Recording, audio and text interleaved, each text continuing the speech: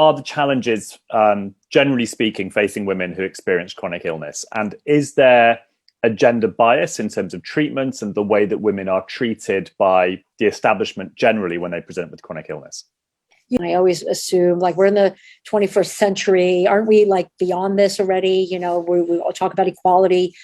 And yet there's so much gender bias going on the individual level, but also just in terms of research that's being done and how they look at, let's say, even a drug trial, women versus men. Like it's really remarkable that it's really not, we're still not there yet, even in the science part of things. But yeah, a lot of the women, unfortunately, I would say that the majority of patients that I see have a story about something that happened to them in the medical community, from a doctor, from a nurse. Everyone has a story.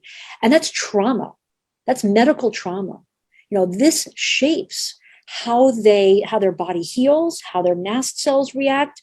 Everything that happens to them is just going to, unfortunately, potentially make them worse. So it's really disheartening when this happens.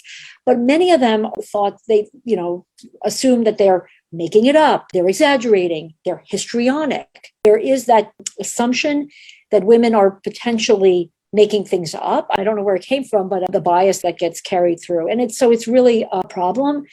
It's the way that we look at women as a culture. And maybe we have moved on in the last 20, 30, 50 years, but I still think there's a long way to go. And the more stories I hear from patients, the more I realize how long a ways we have to go. It's just mind blowing that things like that I hear still happen.